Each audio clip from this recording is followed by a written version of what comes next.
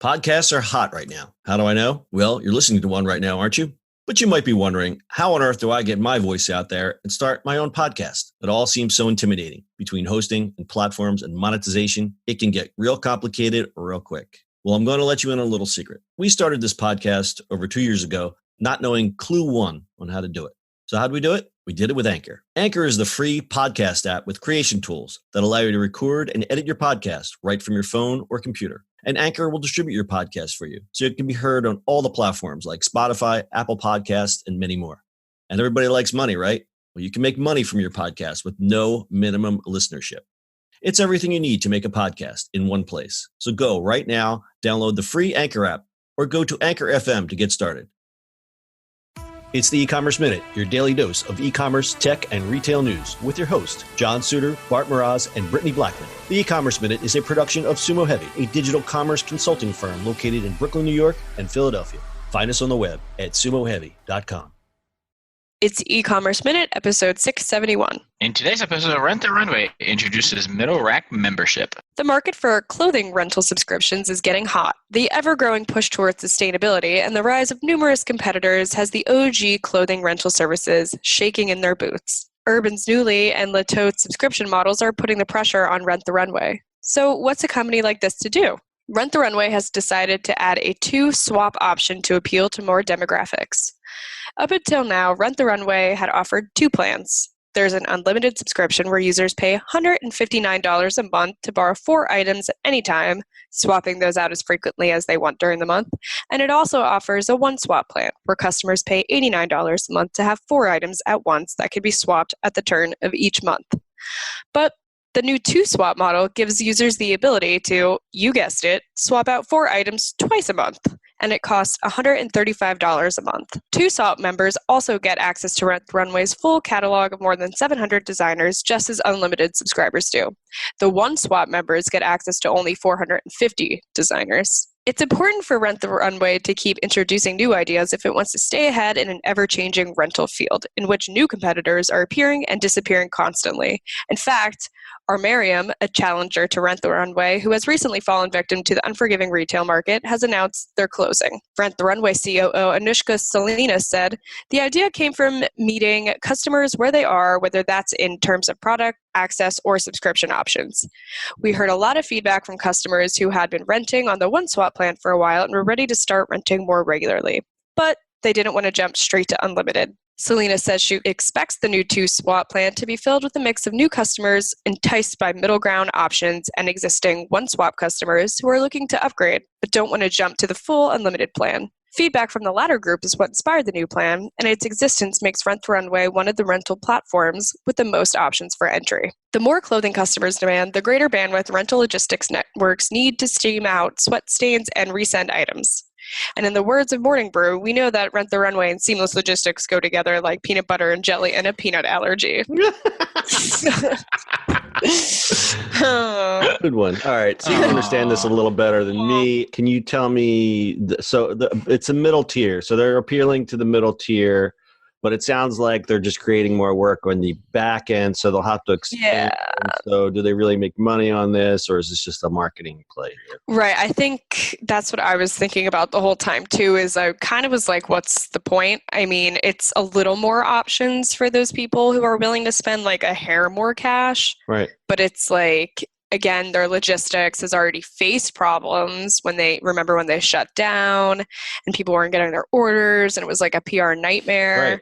Right. And so now this is a really interesting move for them. You would think they would like chill, take it slow, take like 365 days to get their logistics back in shape, like fully. Yeah. But it doesn't seem like that's the case right here. So it'll be really interesting to see how that unfolds. So it's interesting that they're setting up the tier model. It's kind of like when you buy software, you do the Chinese menu or whatever you want to call it, whatever the politically correct term for that is now. But you get, so what is this? You have 700 designers, but the 1-swap only gets 450 designers. I mean, yeah. What is so much better about those remaining designers out of that 700? Is it just sheer selection? Or, I mean, you're saying 700 designers. That is a lot of designers. And I know, like, personally, like, I'm brand loyal. So if I'm doing the 450 one and the 3 brands that I shop at are on that 450 one, I'm going to stay with that one, you know? Sure. But what if you're on a 450? Can you see what's on the 700? Like, do they give you some incentive to go, I've never looked at their website, so that's bad on me. But if you're on the 450 plan and you're a one swap member, do they tease you with like, well, if you were on the 700, you could get Yeah, this? I'm thinking they like recommend and let you, before you even sign up for a membership, they let you like browse the offerings. Yeah, because if anybody worth their salt in the membership programs always tease out what's on the higher level, and I Right. would think that they would, or even say to you, just for 1 month, you're upgraded to 2Swap or whatever it is, just to get somebody to upgrade. Because I think with a lot of membership plans, now this is a lot of money, so maybe I'm not exactly correct on this, but if you have a membership that's $9.99 and you go and they say, hey, you know what? We're going to give you the extra 3 baubles for, and it's $11.99. You're going to upgrade. You're not even going to think about it. It's going to be one of those eels that's attached to you, and you don't even think about it until you go to do your budget next year and realize that you're spending all this money. If you upgrade doing this, I just don't know. 700 designers. I guess that's what I'm having a problem with. 700 designers. What is so much better with 700 designers? You're paying $135 a month. That is a lot. And it's like you don't even get to keep the pieces, so does it really matter what designers you're wearing if you're going to wear them twice? Right.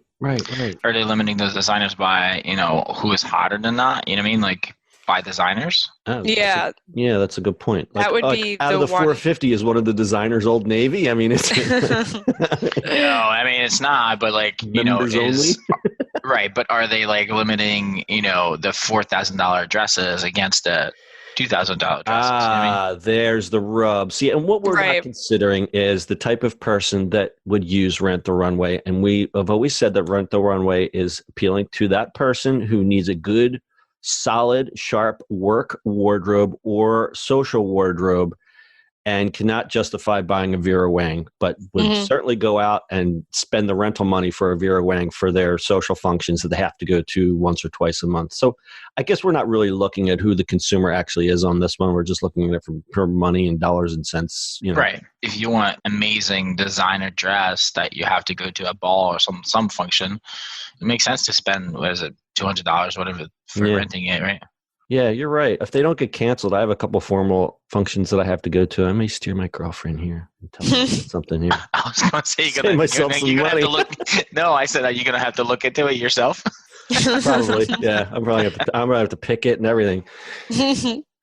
She looks good, but just doesn't know how to dress. I don't know what to tell you. It's okay. Not everybody has it. Not everybody has that internal sense. No, she doesn't. All right. The plaid and stripes are not okay.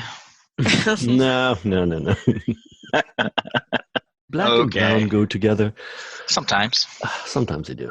So as far as the future of Rent the Runway, it says here that they are expanding into new categories. Now rents ski gear, workout apparel, and more recently, formal Indian wear. Now that I can understand. I did go to an Indian wedding, and there are certain dress codes that you have there. So that's pretty cool.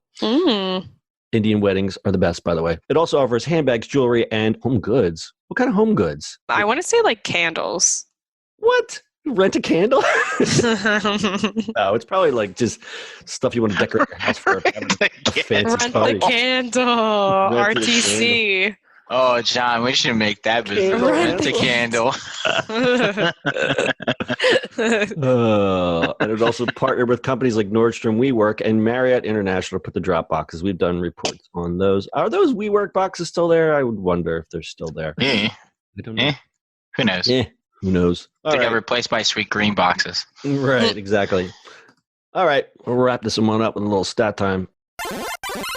According to Rent the Runway, more than 75% of the company's revenue is from subscriptions, while the rest comes from one-off rentals and sales of items. So you can buy something straight up, right, Brittany? Like you can go on there and say, I want the Vera Wang, and it's probably much cheaper because it's used, right? Yeah.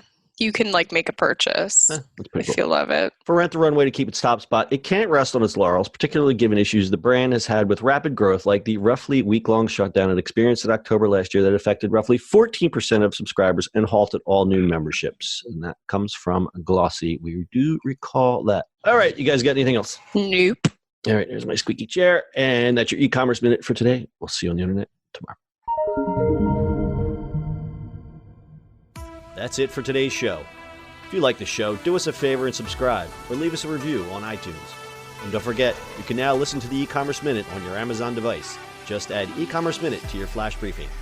And finally, if you have a comment or suggestion, or just want to say hi, find us on social media at SUMO Heavy.